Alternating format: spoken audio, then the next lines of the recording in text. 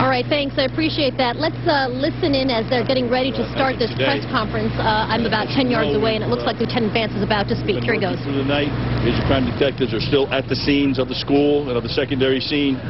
We're still actively working those areas. There's nothing new to report relative to the investigation. Suffice it to say that it is moving forward. As I said yesterday, and I will not and cannot detail pieces of the investigation, but I can tell you that we have recovered evidence. Contrary to some of the news reports that have been out there, we have recovered some evidence. It is being analyzed. It is being processed. The weaponry involved, we are tracing them historically all the way back to when they were on the workbench being assembled. And every bit of ancillary information regarding every weapon is also being examined and looked at with our federal partners. In addition, the post-mortem examination by the Office of the Chief State's Medical Examiner is ongoing. Hopefully early this afternoon we'll be able to release factual information on the last two deceased in this case. As you know, there is a presidential visit scheduled this afternoon. I don't have details on that. I know that's being put out via Washington, so we'll leave that as is. We are in the process, and I'm sure you've seen, as I explained to you, we have multiple crime scenes, but sticking specifically with the school. The school crime scene, the building itself is still being worked on. Remember I told you we had a secondary crime scene that was all the vehicles on the exterior of the school. Our detectives have examined each and every one of them, searched each and every one of them, and we are beginning to release those back to their owners. So slowly but surely we're beginning to complete the exterior part of the crime scene. The governor and lieutenant governor are on site that have been actively involved today. One thing that's becoming somewhat of a concern, and that is misinformation is being posted on social media sites. There has been misinformation coming from people posing as the shooter in this case, posing using other IDs, mimicking this crime and crime scene and criminal activity that took place in this community. There's been some things in somewhat of a threatening manner. It is important to know that we have discussed with federal authorities that these issues are crimes. They will be investigated statewide and federally, and prosecution will take place when people perpetrating this information are identified. Again, all information relative to this case is coming from these microphones, and any information coming from other sources cannot be confirmed, and in many cases it's been found is inaccurate. So I simply, that's the newest twist today, that we want to make sure that's perfectly clear that social media websites that contain information relative to this case are not being posted by the Connecticut State Police, are not being posted by the Newtown Police, are not being posted by any authorities in this case. So any of that information and people that are putting that information up there in any manner, all right, that can be construed as a violation of state or federal law, will be prosecuted, will be investigated and prosecuted. Questions? I can take a few, and again, understanding that we still are active in this case, okay? You can't go. It has a very specific timeline of how this event happened. I'm wondering if you can, in fact, confirm that timeline that is now being reported in great detail by the Hartford Courant this morning from the moment. Very good question. I've been the only one speaking about this case to every member of the media. I cannot restate or state heavily enough. I have not and will not put out a timeline in this criminal investigation as it is underway. It is inappropriate. We will not do that. Any sources that are putting out any kind of information like that does not come from the official investigating agency, which is the Connecticut State Police, assisted by the Newtown Police Department. Okay? We will not put that out as the investigation is ongoing. Sir, what do you mean by I have not read it, so I can tell you that, but we have not put out any timeline information. We would not do that. Because you have said that there were two places inside the school. Can you confirm that the principal and the psychologist was shot near the front door, and that the children and the teachers and other workers were in two classes? Again, what I've stated relative to the interior of the crime scene was that the shooting took place in a singular section of the school that involved 2 classrooms and a hallway. That's as much as we said about that. We cannot and will not describe the location of the deceased in this investigation. We simply won't do that. Yes, sir. Sir. Says you're investigating the firearms.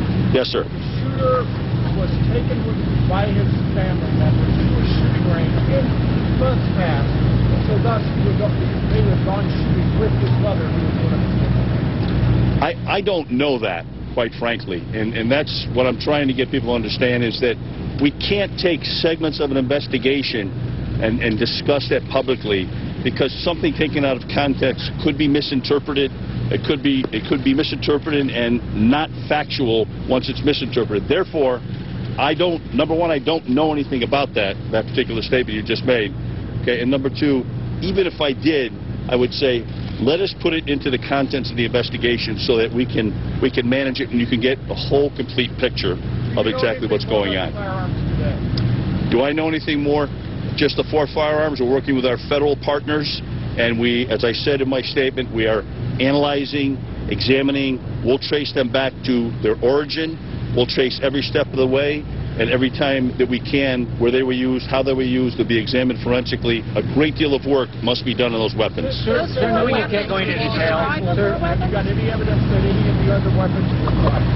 I can't answer that question. I do not know. Our detectives will, in fact, be able to answer that question at the conclusion of this investigation. Yes, sir. I know you can't go into detail about motive or what you're finding, but how confident do you feel that you will eventually get a good picture of motive?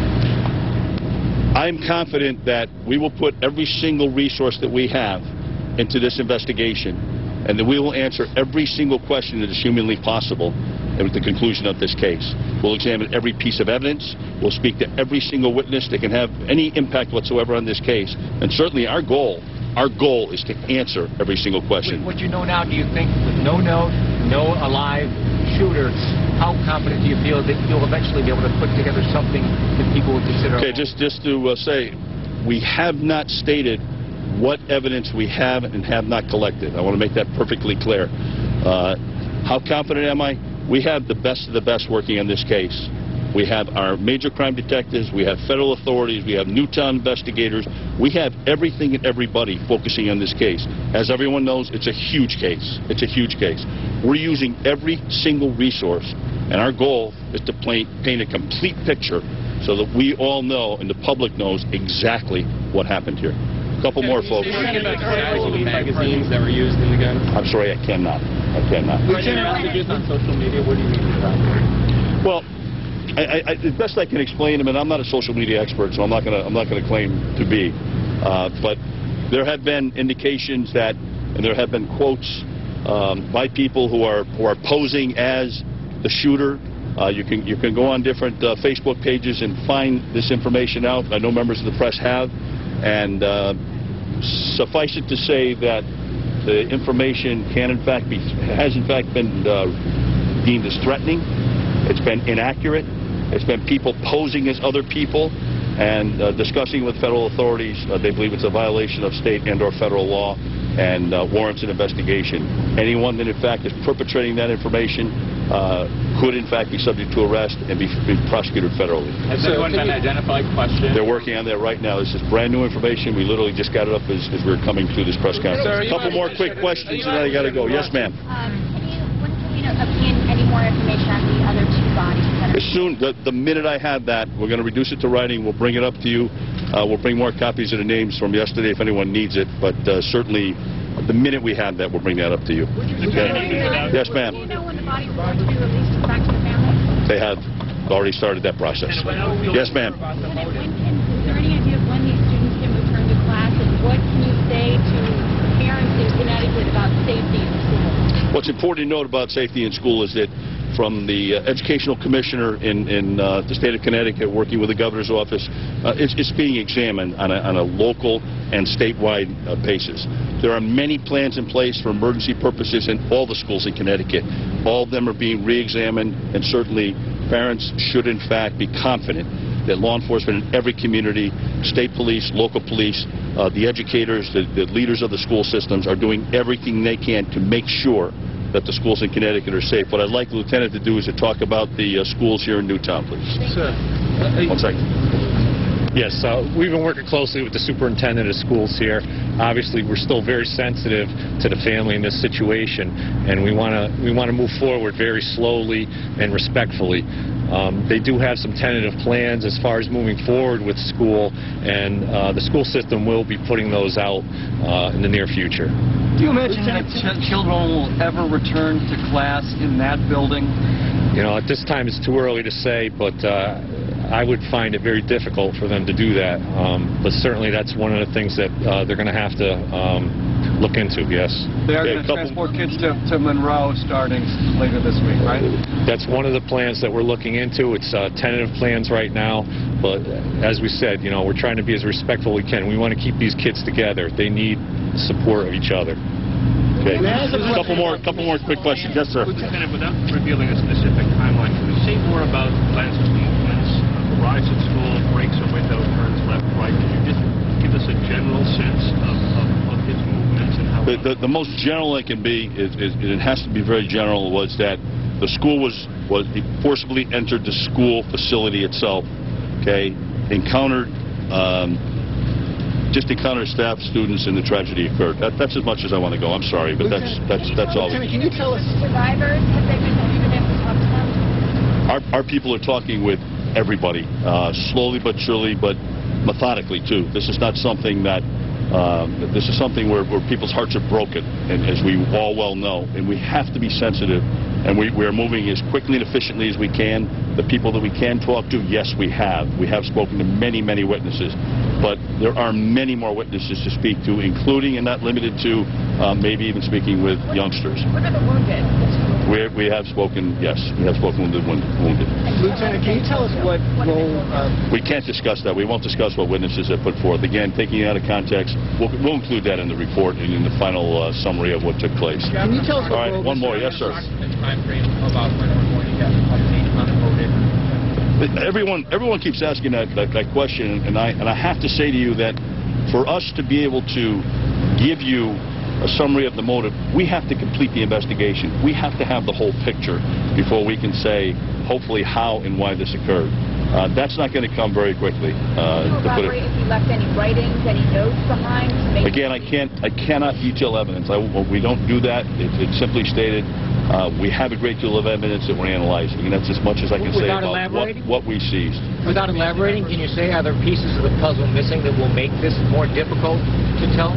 Are there pieces of the... Yes, there are pieces missing that we haven't had a chance to finish yet. The forensic part of it is an important part.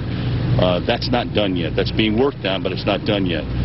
The witnesses that need to be interviewed. There's an immense number of witnesses that need to be interviewed. That's not completed yet. You know, there are weeks worth of work that we have left in order to complete this. Now, what I'd like to do is I'd like to say that we will come back in a couple hours. I apologize for having you out here in the inclement weather. We are also, but I want to get the information from the medical examiner's office for you and confirm that.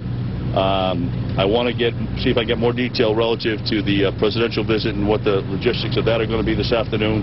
And if there's any updates that I get from the major crime commanders of the department, I will bring that back to you, okay? Can you say what federal crime is being broken by those posting on social media? What specific type of crime? Federal authorities, sir. I'd have to consult with the U.S. Attorney on that. I simply don't know, okay? We'll be back in a couple hours, folks. Please stay dry.